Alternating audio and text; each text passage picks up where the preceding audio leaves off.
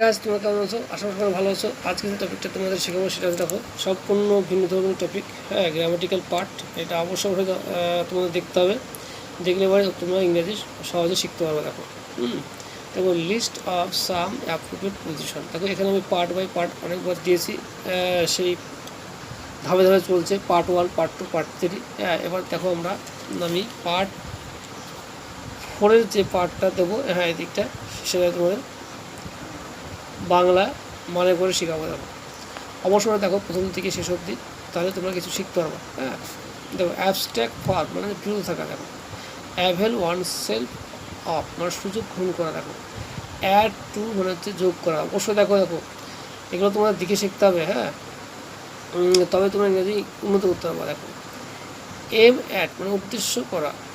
Belong to মানে মালিকানা হওয়া। বেস্টো অন মানে দান করা।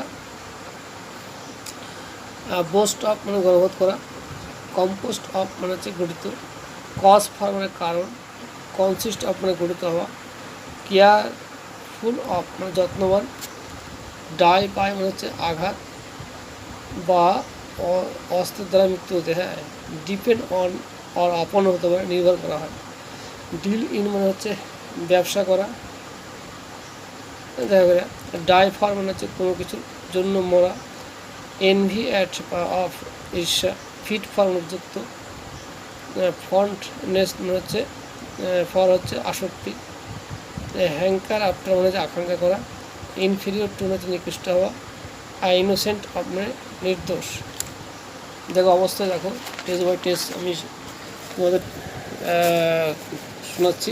অবশ্যই দেখো, হ্যাঁ প্রথম থেকে লেস্ট অবধি অবশ্যই দেখো, তোমরা তাহলে কিছু শিখতে হবে। দেখো ইন্টারেস্টেড ইন মানে হচ্ছে কি, দেখো আগ্রহ। জয় ইন মানে আনন্দ। লিসিন টু মানে শোনা। লং ফর মানি যাকে বলা হয় তীব্রভাবে আকাঙ্ক্ষা করা। প্রেফার টু হচ্ছে অধিকতর পছন্দ করা। প্রে অন জায়গাটা স্বীকার করা হয়। যে প্যাশন ফর মানে অসীম আগ্রহ। রিলে অন মানে নির্ভর করা। রিপ্লাই টু মানে যে উত্তর। সাফার ফর্ম হচ্ছে ভোগা। সিম্প্যাথেটিক উইথ মানে সহানুভূতি দেখানো। টেস্ট ফর্ম হচ্ছে অনুরাগ বা সূচি। আর্নিং ফর্ম হচ্ছে ব্যাকুলতা।